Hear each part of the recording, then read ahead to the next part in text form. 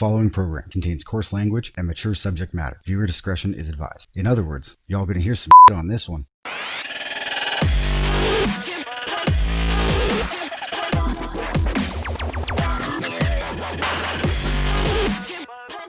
Like always, I make notes throughout the time in between shows and then bring it up. And sometimes they make sense, sometimes they don't make sense. So the first note I have here is, if you want to have gum or mints in your nightstand drawer, does it make you a whore? Now, the backstory behind this is often when MD and I wake up, MDMI, and fuck Jesus, I'm too high. When we wake up, we usually cuddle for a bit, and I have terrible morning breath. I know all about that. So I was like, oh, I should get some mints or gum for my bedside table, and she's like, that makes you a whore. I was like, what do you need mints in your fucking nightstand for? You Jiggalo. Yeah, I'm like, what does that mean? And then so I just quickly made a note. This is first thing in the morning, so I was fucking sober. Yeah. And so then I was like, okay, in order to have that sort of like gum or refreshment, why I have no idea. And that's why I make these notes, because half the time you're like, I never said that. And I'm like, yeah, you did, because there's no reason I would write that down. That doesn't make sense to me. If I happen to have a gum or a mint or something so that I can pop it in my mouth and we can cuddle for 15, 20 minutes in the morning without you being like, oh, you need to brush your teeth, I think that's a good thing. Instead, you're like, you fucking slut. How dare you? How dare you try to bring mints to our bedroom? What kind of whore keeps these things in the bedside table? Needs fucking mints? Like, what? I don't know. I just get up and rinse my mouth out with mouthwash. Yeah. Well, yeah. Yeah, but he doesn't even want to do that. He didn't, and he doesn't just want to cuddle either. Sometimes he wants good morning kisses, and I'm like, whoa. Look. It's how it is. He's always like, your breath isn't that bad. And I'm like, yeah, and I'm not worried about mine.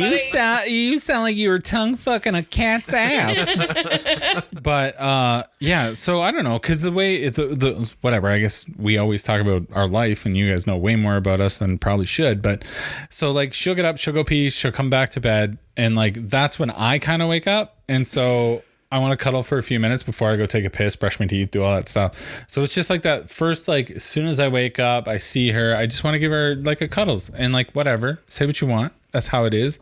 I love my girl. And I just thought it would make the whole experience a little bit better if I was fucking minty fresh. And like, you pull a Dwight, you ignorant slut on me, and it hurt a little. I'm like, oh man. I'm sorry. I will buy you some mints. No, not now. What kind of cheap whore am I? And then does the levality of my whoreness go up based on like, if you come home with juicy fruit, am I just a garden whore? Like just dumpster slut? Or like, what's the good one? Am I hoping you bring home Excel? Dentine. Dentine? No, that is the gum of whores. I know. How many commercials were there where it was like two fucking teens making out in a car, and do you have some? It's like, yeah, hold it. Yeah. I hope you have protection.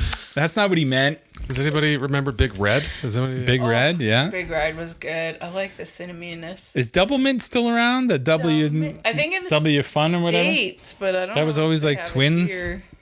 I don't remember any of that. Double your pleasure, double your fun. See, we grew up really close to the American border, so we got all the American. Oh yeah, maybe that's it. And for commercials and everything. Because that was a thing in the 80s and 90s. What was the gum where the commercial was like you ate it, but it was like the Matrix, and the gum lasts forever? Stride. Gum? 5? Maybe it was that gum. one? There was 5 gum, and then there was one more. Stride. Yeah, and there was like a Stride. I don't even know if these gums are still around, but the big deal was that you could definitely fucking, yeah, well, because you could chew the motherfucker forever, and they were just the flavor wouldn't go away. And bullshit, by the way. Yeah, I was gonna say that was never the case. Some of them are better than others, but the problem with those ones is that, in my opinion, I don't know how or why, but okay, I'm too high for this word. Molecular Compound? Yeah, it changes faster. Like it becomes less That rubber? gum-like And more stringy and pasty. because they put something in it to make the flavor last longer. Number one culprit, bubble jug. Okay. Bubble jug? Do you remember bubble jug? No. So is this little tiny little plastic jug of powdered bubble gum. Yeah. Oh, I think I remember this. Yes. Oh my God, that was Dump gross. a whole bunch in, and then you like, and then get it Your going. saliva would make it gum. Well, through saliva and chewing, yes. Yeah. Ugh. Yeah. And then it would be gum for like 30 seconds, great, and then starts getting stringy and gross and pasty. Yeah, it would start to come apart again. Yeah, like I don't know who greenlit that shit, but it was not. I fucking totally remember that All right, shit now. talk about something. We got